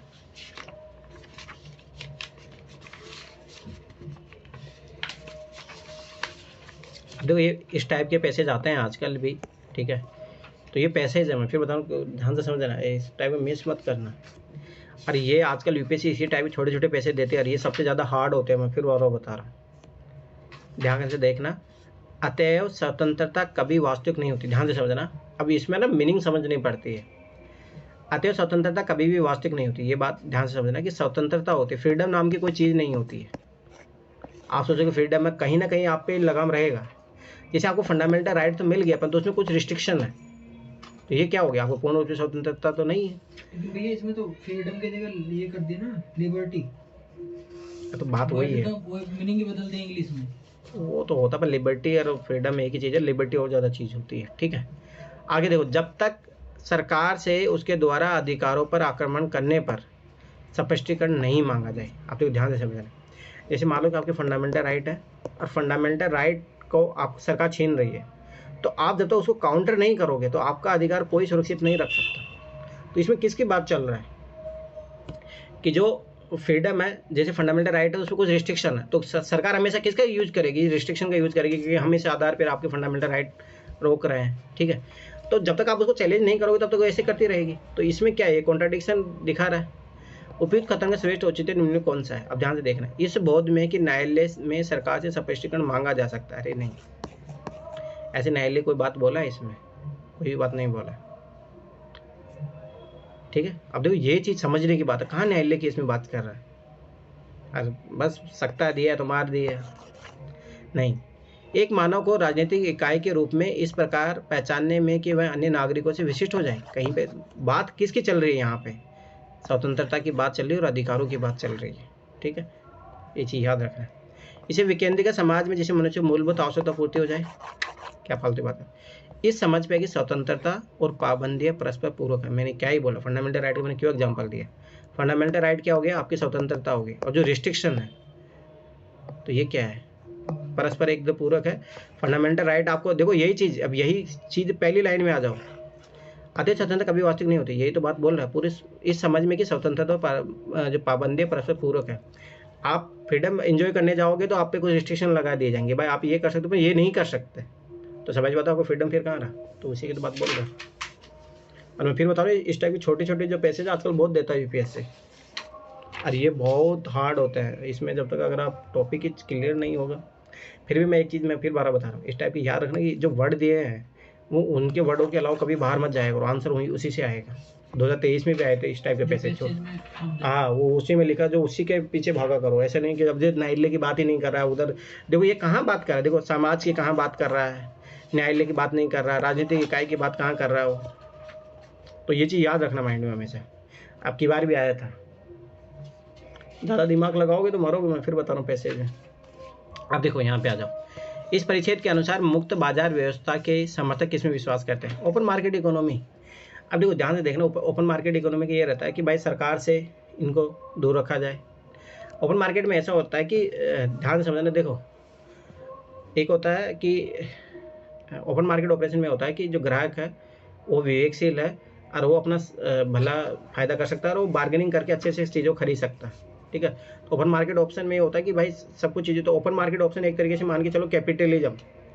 तो ये इसमें ये कॉन्सेप्ट रहता है कि बाजार अपने आप को ही सही करता रहता है, उसमें सरकार हस्तक्षेप ज़्यादा नहीं करनी चाहिए। और जैसे जितने वेस्टर्न कंट्रीज में आप देखोगे कैपिटलिज्म जो गवर्नमेंट है वहाँ पे भाई ग्राहक को भी छूट दी रहती है कि आप जाइए मार्केट में खरीदिए, सरकार को लगाम नहीं लगाएगी भाई ये दाम इतने पे ही मिलेगी, नो नेवर। ठीक है, सरकारी प्राधिकारी को नियंत्रण से रहित बाजार। रहित बाजार को देखो अब इंग्लिश में देखना, कंट्रोल्ड बाय द गवर्नमेंट। अरे क्या बात कर रहे हो, ये तो समाजवाद में होता है, पूंजीवाद में नहीं होता है। ठीक है, सरकारी संरक्षण से मुक्त बाजार। ठीक है, सरकारी संरक्षण से मुक्त बाजार की बात नहीं कर रहे हैं। समर्थक किसमें विश्वास करते हैं? निःशुल्क वस्तुओं सेवा के लिए बाजार, नो नेवर। कैपिटलिज्म में कभी कोई चीज़ फ्री में नहीं देते, ये चीज़ याद रख लेना। बाजार के समय की सुधार की क्षमता होती है, इसलिए मुक्त बाजार व्यवस्था इसका समर्थक मत है। इसलिए मैं बोला ना कि बाजार आप ऑटोमेटिक छोड़ दो उसको, वो ऑटोमेटिक इवोल्व करते रहता है। अब ध्यान से देखना, यहीं पहली लाइन में लिखा होगा, अनेक राष्ट्र जब पूंजीवाद में विश्वास रखते हैं तथा सरकार अपने लोगों के प्रति समर्पित सर्जित करने की रणनीति के रूप में इसे चुनती है। ब्राजील, चीन और भारत में उनकी अर्थव्यवस्था को उदाहरण के पश्चात देखी गई भव्य आर्थिक समृद्धि के विशाल संभाव्यता और सफलता का प्रमाण है। तथापि विश्व बैंक संकट तथा आर्थिक मंदी कईयों के लिए विस्मयकारी रहा। चर्चाओं केंद्र में मुक्त बाजार। अब ध्यान देखना, ये वर्ड आपने को यहाँ मिला है, ये वर्ड पकड़ा करो डायरेक्ट। मुक्त बाजार संक्रिया और बलों उनकी दक्षता समय सुधार करने की योग्यता की ओर हुआ है। देख लो डायरेक्ट आंसर आया। अब देखो इसमें अभी आपको लोगों को ऐसा लग रहा है कि पूरा पढ़ने की जरूरत नहीं होती है, मैं फिर बात बताऊँ, ये पढ़ो ओनली मुक्त बाजार व्यवस्था। कहाँ लिखा है मुक्त बाजार व्यवस्था, कहाँ लिखा है? यहीं लिखा है, डायरेक्ट यहीं आंसर मिल गया। अब देखो विचारदागत पूर्वग्रह के संदर्भ में इस परिच्छेद का क्या निहित था? अब ध्यान से देखना, मुझे यही वर्ड पकड़ना है। तो यहाँ तक मुझे कहीं नहीं मिला ये वर्ड, अब आगे पढ़ूंगा मैं। अब इसमें ऐसे पढ़ने की भी जरूरत नहीं, आप डायरेक्ट देखो कहाँ मिल रहा है इस टाइप का वर्ड, ये आ गया। देखो ध्यान से समझना, उनके तर्क उनके विचारगत पूर्वग्रह इस पूर्वधारणा के साथ प्रकट करते हैं कि अनियंत्रित बाजार न्यायोचित तथा समर्थक होता है और निजी लालच का व्यवहार बेहतर लोकहित में ही होगा। ठीक है, अब पता लगी इस परिच्छेद में निहितार्थ क्या है। मुक्त बाजार न्यायोचित होता है किंतु सक्षम नहीं है। क्या बात कर रहे हैं, ये तो नेगेटिव बात बोल रहा है, इस टाइप तो बड़े ऐसे गलत होते हैं। ठीक है, मुक्त बाजार न्यायोचित नहीं होता किंतु सक्षम होता है। क्या बात कर रहे हो, यहाँ पे देखो ध्यान से समझो। साथ प्रकट अनियंत्रित बाजार न्यायोचित है, न्यायोचित होते हैं तथा समर्थ होता है। मुक्त बाजार न्यायोचित और सक्षम होता है। देखो डायरेक्ट आंसर मिला। अब ये देखो ये चीज़ लॉजिक, मैं फिर बार तो ये चीज़ समझो। अब देखो मुक्त बाजार ना तो न्यायोचित होता है नहीं फरोगा, क्या बात कर रहे हैं। ठीक है, यहाँ पे डायरेक्ट लिखा है, इस पूर्व धारणा के साथ प्रकट करते हैं कि अनियंत्रित बाजार न्यायोचित तथा समर्थ होता है। न्यायोचित और सक्षम होता है, सक्षम को समर्थ तो एक ही चीज़ हो गई। ठीक है, अब देखो निजी लालच का व्यवहार वृहत्तर लोकहित में होगा। अब देखो यहाँ पे ये लाइन यहाँ पे मिल रही है, निजी लालच का वृहत्तर लोकहित में होगा। मैंने क्या बोला, इस टाइप जब लाइन ऊपर नीचे 3 लाइन पढ़ो। कुछ लोग पूंजीवाद और लालच के बीच द्विदेशीय संबंध होने की पहचान करते हैं किंतु कि दोनों एक दूसरे की परिपुष्ट करते हैं। निश्चित रूप से इस व्यवस्था से लाभ पाने वाले धनाढ़ और सशक्त खिलाड़ियों के बीच हितों के टकराव और उनके झुकाव और विचारधाराओं की अपेक्षाकृत अधिक ईमानदार संपत्तिकरण की आवश्यकता है। साथ ही संपत्ति सृजन को केंद्र बिंदु रखने के साथ साथ उसके परिणाम स्वरूप जनित सकल असमानता को दर्शाया जाना चाहिए। ठीक है, इधर देखो मैंने क्या बोला, ऊपर नीचे पढ़ना पड़ेगा आपको। विश्वव्यापी बैंकिंग प्रणाली की असफलता दर्शाने हेतु न्याय, सत्यनिष्ठा और ईमानदारी के मध्य वर्णन विरले ही किया जाता है। इस प्रणाली के समर्थक पूंजीवादी सफलता को औचित्य ठहराते ही जाते हैं। उनका तर्क है कि वर्तमान संगठित धक्का था। ठीक है, अब देखो कोई नहीं, अब देखो ध्यान से समझना, ये क्या बता रहा है। यहाँ पे अपने को लगा पूंजीवादी झूठी विचारधारा को निर्दिष्ट करता है। हाँ, ये बात सही है। उनके विचार का पूर्वग्रह के इस उदाहरण के साथ प्रकट किया अनियंत्रित बाजार न्यायोचित तथा समर्थ होता है और निजी लालच का व्यवहार करता है। अब यहाँ पे लिखा हुआ है कि कुछ लोग जो पूंजीवाद और लालच के बीच द्विदेशीय संबंध होने की पहचान करते हैं कि दोनों संबंध है कि वे एक दूसरे के परिपुष्ट करते हैं। ठीक है, अब देखो चलो इधर ऐसा भी देखो ध्यान से समझना। मुक्त बाजार के न्याय संगत दावों को स्वीकार करता है। अब देखो अगर ये चीज़ होता है तो ये देखो ये नेगेटिव बात बोला, ये पॉजिटिव बात बोल रहा है। मुक्त बाजार न्याय संगत दावों को स्वीकार करता है, ये तो पॉजिटिव, तो कॉन्ट्रडिक्शन हो जाएगा, तो दूसरा तो नहीं आएगा। ठीक है, पूंजीवाद के सद्भावपूर्ण चेहरे को दिखाता है। ठीक है यहाँ पे साफ ये मना कर रहा है। लाभ पाने के धनाढ़े को सशक्त खिलाड़ी के बीच टकराव को उनके जोखा और विचारधारा का पैसा का अधिक ईमानदार संपत्ति आवश्यक है सारी संपत्ति के। चलो छोड़ो, मैं इसको ऐसे बताता हूँ। मतलब पर मैं फिर बता रहा हूँ कि अगर खोजोगे तो मिलेगा, ऐसा नहीं है। देखो यहाँ पे लिखा है इस प्रणाली समर्थ पूंजीवादी सफलता उचित ठहराते जाते हैं, उनको तर्क है कि वर्तमान संकट एक धक्का था बस। आप देखो इधर छोड़ो, अपन पॉजिटिव नेगेटिव अप्रोच से करते हैं इसको। देखो इस परिच्छेद में निजी लालच का व्यवहार वृहत्तर लोकहित में होगा। मतलब ये बोल रहा है कि जो जैसे मान लो कि जो लोग होते हैं अपने खुद के फायदे की सोचते हैं। ठीक है, तो भाई स्वाभाविक बात है ना, खुद के फायदे सोचोगे तो कैसे सबका लाभ हो जाएगा। ये तो बहुत वो नेगेटिव स्टेटमेंट हो गए। पूंजीवाद की झूठी विचारधारा, ये बात तो सही है, ये झूठी विचारधारा ना। आप खुद ही सोचो ना, आप अपने खुद के फायदे के बारे में सोच रहे हो तो देश का भला कैसे हो जाएगा। लोकहित में होगा वृहत्तर व्यवहार, जो वृहत्तर बहुत बड़े रूप में, कभी नेवर कंडीशन। तो ये क्या है, पूंजीवाद की झूठी विचारधारा जो पूंजीवाद को ऐसे आगे बढ़ाते हैं कि पूंजीवाद सबके फायदे में है। पूंजीवाद क्या होता है, सेल्फ सेंट्रिक होता है। तो ये झूठी विचारधारा होगी, ये बात तो सही है। ठीक है, तो ये सही है, तो ये काम से दो। मुक्त बाजार के न्याय संगत दावों स्वीकार करता है, तो ये फिर बता रहे हैं पॉजिटिव बात बोला, वो नेगेटिव बात कर रहा है। पूंजीवाद के सद्भावपूर्ण चेहरे दिखाता है, ये पॉजिटिव बात बोला है, वो नेगेटिव। परिणामी सकल असमानता को उपेक्षा करता है, हाँ ये हुई ना बात। अरे आप रिजल्ट देखो ना, आखिर में कंक्लूजन क्या जा रहा है कि कंक्लूजन पूंजीवाद के कारण असमानता को बढ़ावा मिलता है, ये सबसे मेन रीजन है। और आज भी अगर देखोगे तो जब से भारत ने कैपिटलिज्म को अपनाया है, एलपीजी रिफॉर्म किया, तब से जो असमानता बहुत हाई लेवल पे बढ़ी है। अमीर अमीर होता जा रहा है, गरीब गरीब होता जा रहा है, ये रियलिटी है, तो ये है। ठीक है, तो ये चीज़ याद रखना। ये देखो यहाँ लिखा है परिणाम स्वरूप जनित सकल असमानता को दर्शाया जाना चाहिए। ठीक है, तो पर ये क्या करता है, उपेक्षा करता है उसके, वो उसको रियलिटी को नहीं दिखाता है। लास्ट 4 पैराग्राफ होंगे, 3 4। ठीक है, और मैं फिर बार बता रहा हूँ, ये चीज़ करो। ऐसे तो पैसे से जहाँ पढ़ के नहीं हो रहा है वहाँ हेल्प लो, पैसे इसके थोड़ा बहुत इम्प्रूवमेंट होगा, नंबर बढ़ेंगे, देख लेना ये चीज़। इस परिच्छेद के अनुसार यह कहने का क्या कारण है कि सार्वजनिक क्षेत्र की भूमिका पुनर्वलोकन का समय आ गया है। तो मैंने फिर बार बता रहा हूँ, सार्वजनिक देखो ना, कोई भी जैसे पीओसी उठा के देख लो, उसमें क्या होता है, करप्शन हो रहा है, पॉलिटिकल इंटरफेयर बहुत ज़्यादा होता है, गवर्नमेंट का इंटरफेयर बहुत ज़्यादा होता है, तो मोदी अपनी एफिशिएंसी से काम नहीं करते हैं। तो ये आ गया कि उसको एक बार रिव्यू किया जाए। ठीक है, ध्यान से समझना। ठीक है, दूसरी बात, उन्हें कंपटीशन की भावना उस टाइप की नहीं रहती। ठीक है, औद्योगिक प्रक्रिया में अब सार्वजनिक क्षेत्र ने अपनी प्रासंगिकता ही खो दी। क्या बात कर रहे हो, ये तो बहुत नेगेटिव बात हो गई भाई। पुनर्वलोकन होना चाहिए उसकी कमियों का। अब ये तो बोल देगी वो तो एकदम बिल्कुल काम का ही नहीं रहेगा, ऐसा भी नहीं है। ओएनजीसी देखो कितना भारत को कमा के दे रही है, बहुत सारी है जो अच्छे से अच्छे काम कर रही है। समझे, मैं फिर बताऊँ, एक भी आप एग्जाम्पल ढूंढ लो तो ऑटोमेटिक कट जाएगा स्टेटमेंट। कटा, दो तो सही है। सार्वजनिक क्षेत्र संतोषजनक ढंग से निष्पादन नहीं करता, हाँ ये बात तो सही है, तभी तो इसका रिव्यू होना चाहिए, ये बात तो सही है। प्राइवेट क्षेत्र में उद्यम वृत्ति बढ़ रही है। ठीक है, तो ये बहुत अच्छी बात है, प्राइवेट क्षेत्र में बढ़ रही है और उसके कंपेरिजन में सार्वजनिक क्षेत्र वो नहीं कर पा रहा, तो ये बात तो सही है कि अपने को भी उसमें पुनर्वलोकन करके इन चीज़ों को बढ़ावा दिया जाना चाहिए। अब प्रभावकारी प्रतियोगिता नीतियाँ उपलब्ध नहीं है, तो ये तीनों आएंगे। ठीक है, अगर आप इसका आंसर खोजोगे ना मिल जाएगा, पर आपको क्या करना है, क्या खोजना है, यहाँ पे देखोगे सार्वजनिक क्षेत्र की भूमिका पुनर्वलोकन का समय आ गया, तो ये कहाँ पे वर्ड आ रहा है। ठीक है, भले सार्वजनिक क्षेत्र,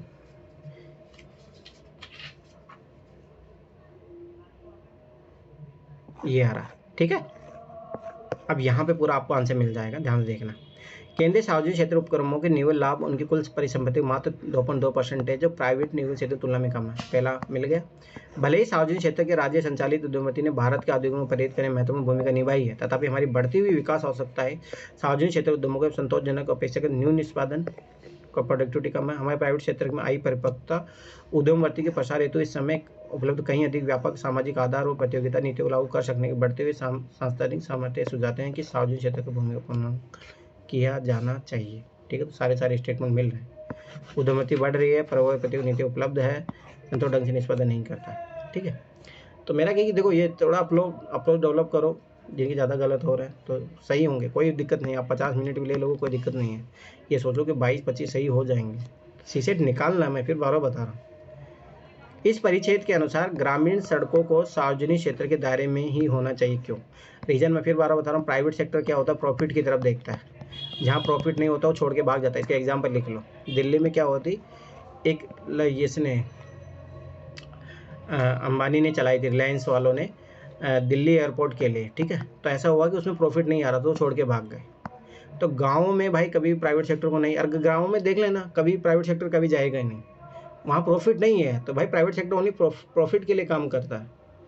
तो ये सबसे बड़ा रीज़न है। तो देखो कहाँ पे है, इसमें निजी क्षेत्र का धन लाभ नहीं हो सकता, इसीलिए वो भाग जाते हैं। इसीलिए सरकार को होना चाहिए। डायरेक्ट आंसर मिल गया। ठीक है, आगे देखो। ग्रामीण विकास कार्य केवल सरकार का अधिकार क्षेत्र है। क्या बात कर रहे हैं, सरकार का दाता दल लेती है, तो ये सरकार का दायित्व नहीं। प्राइवेट क्षेत्र कोई सामाजिक जिम्मेदारी होना आवश्यक ही नहीं है। फालतू की बात हो रहा है, नेगेटिव स्टेटमेंट तो ऐसे कट जाएंगे।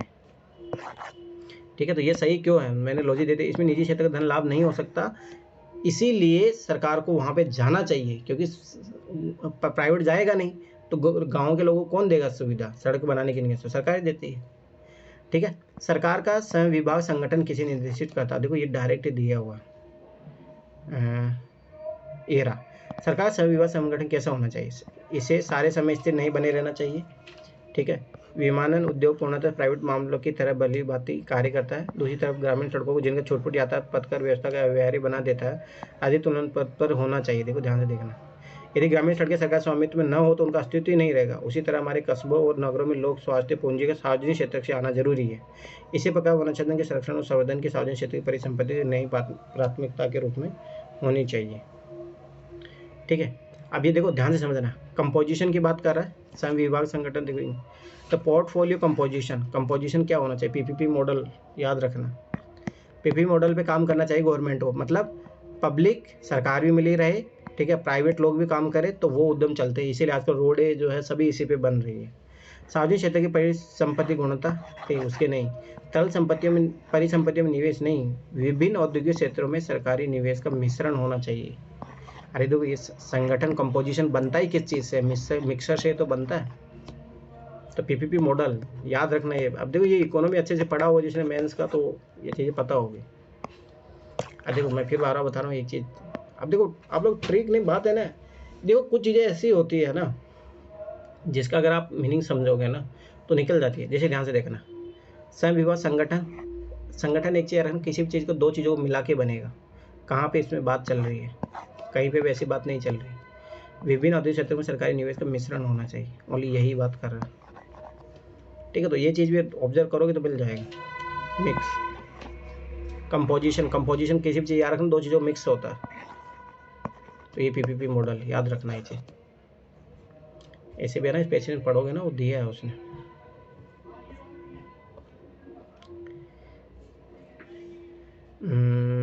देखो